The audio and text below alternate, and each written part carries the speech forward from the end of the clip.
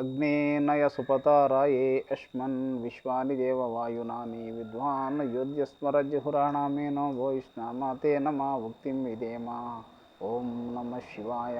ಶಿವಾಯ ನಮಃ.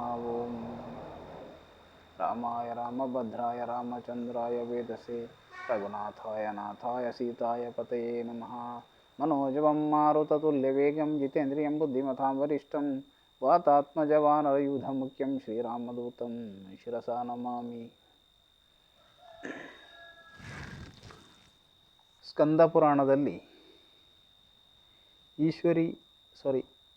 ಪುರಾಣದಲ್ಲಿ ಈಶ್ವರ ಮತ್ತು ಪಾರ್ವತಿ ಸಂವಾದ ರೂಪದಲ್ಲಿರುವಂತಹ ಒಂದು ಗುರುಗೀತೆ ಉಂಟು. ಅನೇಕರಿಗೆ ಗೊತ್ತಿರುತ್ತದೆ.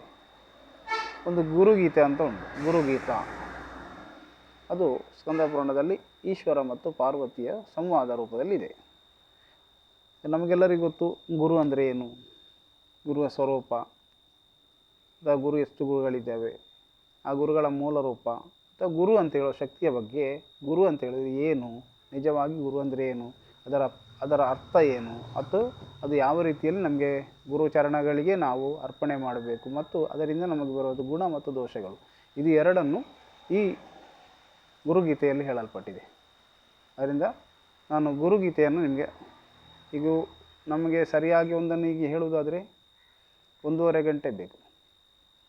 ಅದು ಯಾವ ರೂಪದಲ್ಲಿ ನಾವು ಪಠನ ಮಾಡಬೇಕು ಅಂತ ಅಂತ್ಯದಲ್ಲಿ ಹೇಳ್ತಾರೆ ಅದರಲ್ಲಿ ಶ್ಲೋಕದಲ್ಲಿ. ಇದು ಶ್ಲೋಕ ಮತ್ತು ತದ್ಭವ ರೂಪ, ಎರಡು ರೂಪವನ್ನು ನಾನು ಹೇಳ್ತಿದ್ದೇನೆ. ದಯವಿಟ್ಟು ಎಲ್ಲರೂ ಇದನ್ನು ಕೇಳಿ ಮುಂದೆ ನೀವು ಒಂದು ದಿವಸ ಇದನ್ನೆಲ್ಲ ಕಲೆಕ್ಟ್ ಮಾಡಿ, ಪುಸ್ತಕ ರೂಪದಲ್ಲಿ ಸಿಗ್ತಾ ಉಂಟು. ಇದು ಕಲೆಕ್ಟ್ ಮಾಡಿ ನೀವು ಒಂದು ದಿವಸ ಆದರೂ ಅದನ್ನು, ಒಂದು ಗುರುವಾರ ದಿವಸ ನೀವು ಇದನ್ನು ಮನೆಯಲ್ಲಿ ಪಠನ ಮಾಡಿ. ಗುರುಪೌರ್ಣಮಿ ದಿವಸ, ಇಲ್ಲಾಂದರೆ ದತ್ತಾತ್ರೇಯ ಜಯಂತಿ ದಿವಸ, ಇಲ್ಲಾಂದರೆ ಒಂದು ರಾಮನವಮಿ ದಿವಸ, ಇಲ್ಲಾಂದರೆ ಶಿವರಾತ್ರಿ ದಿವಸ, ಇಲ್ಲಾಂದರೆ ಯಾವುದಾದ್ರೂ ಒಂದು ದಿವಸದಲ್ಲಿ ನಿಮಗೆ ಮನೆಯಲ್ಲಿ ಮಾಡಿ. ಯಾಕೆಂದರೆ ಇದು ಅಷ್ಟು ಉತ್ತಮ ಫಲವನ್ನು ಕೊಡುವಂಥದ್ದು. ಅದನ್ನು ನಾನು ಎಷ್ಟೋ ಸಲ ಮಾಡಿದ್ದೇನೆ. ವರ್ಷಕ್ಕೆಲ್ಲ ಒಂದು 2-3 ಸಲ ಆದರೂ ಮಾಡ್ತೇನೆ ನಾನು. ಹಾಗೆ ನಾನು ಈ ಗುರುಗೀತೆಯನ್ನು ನಿಮ್ಮ ಮುಂದೆ ಪಠನ ಮಾಡ್ತಿದ್ದೇನೆ. ನನ್ನ ಗುರುಗಳಂತ, ಮಾನಸ ಗುರುಗಳಂತ ಶ್ರೀ ಗುರು ಭಗವಾನ್ ನಿತ್ಯಾನಂದ ಸ್ವಾಮಿಯರ ಚರಣಗಳಿಗೆ ಅರ್ಪಿಸ್ತಾ ಇದು ನಿಮ್ಮ ಮುಂದೆ ನಾನು ಇದನ್ನು ಪಠನ ಮಾಡುತ್ತೇನೆ. ಒಳ್ಳೆಯದೇ ಕೇಳಿ ಸಂತೋಷವಾಗಲಿ. ಜೈ ನಿತ್ಯಾನಂದ. ಶ್ರೀ ಗುರುಗೀತ. ಅಥ ಶ್ರೀ ಗುರುಗೀತ ಪ್ರಾರಂಭ. ಓಂ ಶ್ರೀ ಗುರುಗೀತ ಸ್ತೋತ್ರ ಮಂತ್ರಸ್ಯ ಭಗವಾನ್ ಸದಾಶಿವ ಋಷಿ ನಾನಾ ವಿಧಾನಿ ಛಂದಾಸಿ ಶ್ರೀ ಗುರು ಪರಮಾತ್ಮ ದೇವತಾ ಅಂಬೇಜಂ ಸಾಶಕ್ತಿ ಕ್ರೋಕೀಲಕಂ ಶ್ರೀ ಗುರು ಪ್ರಸಾದ ಸಿದ್ಧ್ಯರ್ಥೆ ಜಪೇ ವಿನಿಯೋಗಃ. ಅಥ ಧ್ಯಾನಂ. ಹಂಸಾಭ್ಯಾ ಪರಿವೃತ್ತ ಪತ್ರಕಮಲೈರ್ದಿವೈರ್ಜಗತ್ಕಾರಣೈ ಯರ್ವಿಸ್ತೋತ್ಕೀರ್ಣಮನೇಕದೇಹೇ ನಿಲಯೇ ಸ್ವಚ್ಛಂದಮಾತ್ಮೇಚ್ಛಾಯಾ ತದ್ಯೋತಂ ಪದಶಾಂಭವ ತೋ ಚರಣಂ ದೀಪಾಂಕುರಗ್ರಾಹಿಣಂ ಪ್ರತ್ಯಕ್ಷಾಕ್ಷರ ವಿಗ್ರಹಂ ಗುರುಪದಂ ಧ್ಯಾಯೇದ್ವಿಭುಂ ಶಾಶ್ವತಂ. ಮಮ ಚತುರ್ವಿಧ ಪುರುಷಾರ್ಥ ಸಿದ್ಧಾರ್ಥೆ ಜಪೇ ವಿನಿಯೋಗಃ.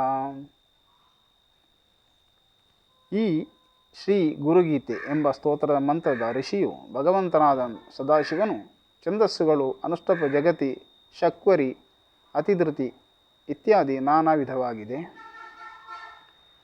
ಇದರ ದೇವತೆ ಶ್ರೀ ಗುರು ಪರಮಾತ್ಮನೇ ಆಗಿದ್ದಾನೆ. ಹಂ ಎಂಬುದು ಬೀಜವು, ಸಾ ಎಂಬುದು ಶಕ್ತಿಯು, ಕ್ರೋ ಎಂಬುದು ಕೀಲಕವಾಗಿದೆ. ಶ್ರೀ ಗುರುಕೃಪೆಯ ಸಿದ್ಧಿಗಾಗಿ ಮಾಡುವ ಜಪದಲ್ಲಿ ಈ ಮಂತ್ರವು ಉಪಯೋಗವಾಗಿದೆ. ಈಗ ಧ್ಯಾನ. ಶ್ರೀ ಗುರುವು ಸಕಲ ಜಗತ್ತಿಗೆ ಕಾರಣಕರ್ತನಾಗಿದ್ದಾನೆ. ದಿವ್ಯ ಕಮಲದ 2 ದಳಗಳಿಂದ ಆವೃತವನಾಗಿ ಲೋಕದ ಅನೇಕ ದೇಹಗಳಲ್ಲಿ ಸ್ವಚ್ಛಂದ ರೂಪದಿಂದ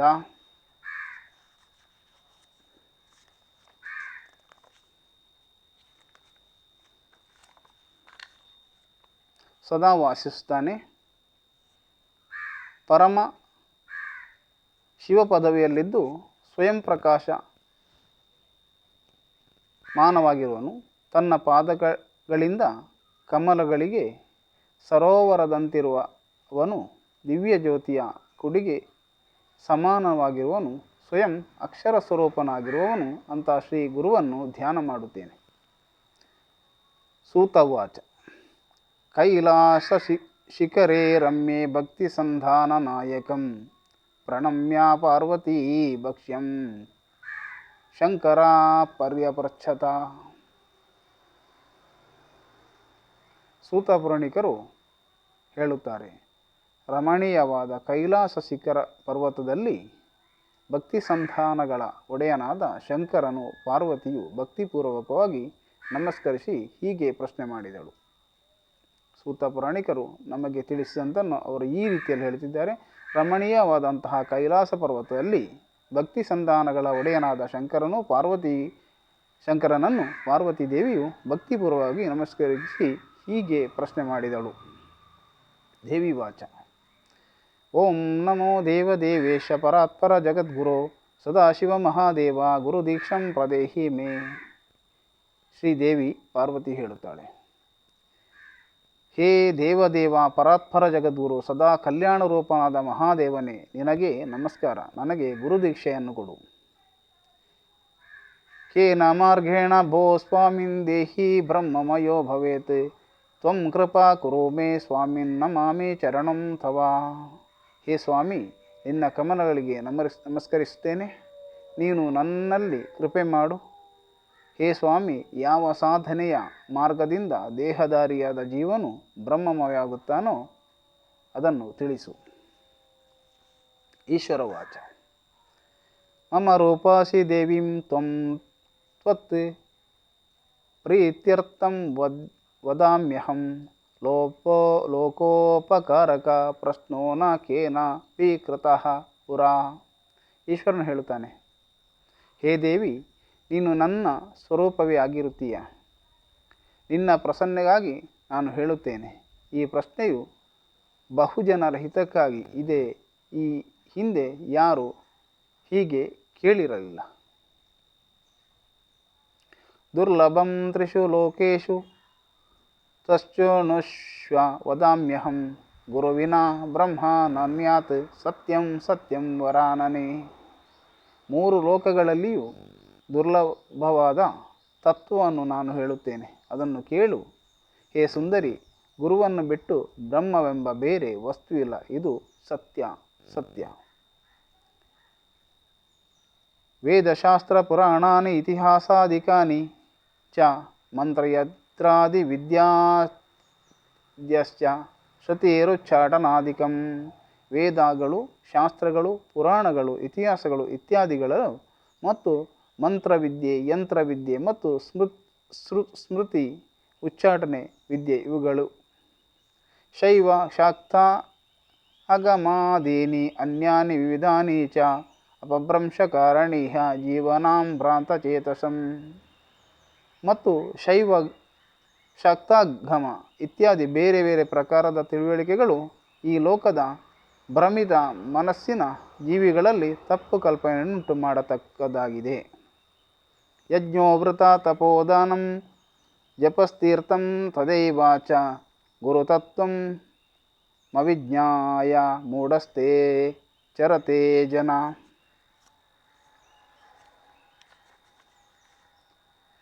ಆ ಮೂಢ ಜನರು ಗುರುತತ್ವವನ್ನು ತಿಳಿಯದೆ ಯಜ್ಞ, ವೃತ, ತಪ, ದಾನ, ಜಪ, ತೀರ್ಥ ಇತ್ಯಾದಿಗಳನ್ನು ಆಚರಿಸುತ್ತಾರೆ.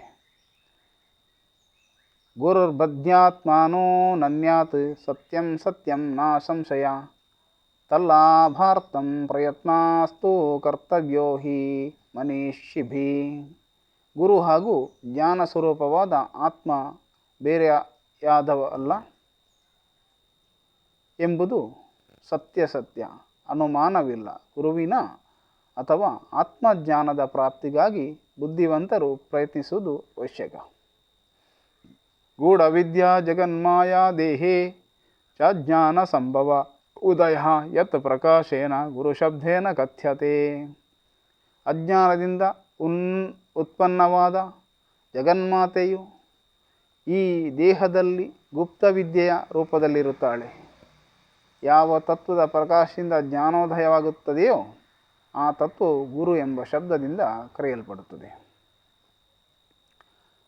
ಸರ್ವ ಪಾಪ ವಿಶುದ್ಧಾತ್ಮ ಶ್ರೀ ಗುರೋ ಪಾದ ಸೇವನಾತ್ ದೇಹಿ ಬ್ರಹ್ಮ ಭವೇದ್ಯಸ್ಮಾನ್ ತ್ವತ್ಕೃಪಾರ್ಥ ವದಾಮೀತೆ.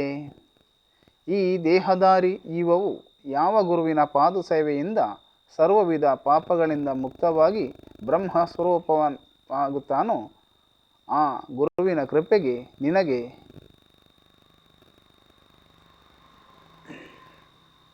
ಆ ಗುರು ತತ್ವವನ್ನು ಹೇಳುತ್ತೇನೆ. ಗುರುತಾ ಪಾದಾಂಬುಜಂ ಸ್ಮೃತ್ವಾಂ ಜಲ ಶಿರಸಿ ಧಾರಯೇತ್ ಸರ್ವತೀರ್ಥಾವಗಾಹಸ್ಯ ಸಂಪ್ರಾಪ್ನೋತಿ ಫಲಂ ನರಃ. ಶ್ರೀ ಗುರುಚರಣಗಳನ್ನು ಸ್ಮರಿಸಿ ತಲೆಯ ಮೇಲೆ ಜಲಧಾರಣೆ ಮಾಡಿದರೆ ಮನುಷ್ಯನಿಗೆ ಸರ್ವತೀರ್ಥಗಳಲ್ಲಿ ಸ್ನಾನ ಮಾಡಿದ ಫಲವನ್ನು ಪ್ರಾಪ್ತವಾಗ್ತದೆ. ಇದು ಶ್ರೀ ಗುರುಗೀತೆಯ 12 ಶ್ಲೋಕಗಳಾಗಿದೆ. ಮುಂದೆ ಮುಂದುವರಿಯುವುದು. ಇದನ್ನು ಕೇಳಿದ ಎಲ್ಲರಿಗೂ ಶ್ರೀ ಗುರು ಪರಮಾತ್ಮನು ಕಲ್ಯಾಣವನ್ನು ಕಲ್ಪಿಸಲಿ. ನಿಮಗೆಲ್ಲರಿಗೂ ಒಳ್ಳೆಯದಾಗಲಿ. ಓಂ ಶ್ರೀರಾಮ ಜಯ ರಾಮ ಜಯ ಜಯ ರಾಮ ಜೈ ಹನುಮಾನ್ ಜೈ ನಿತ್ಯಾನಂದ.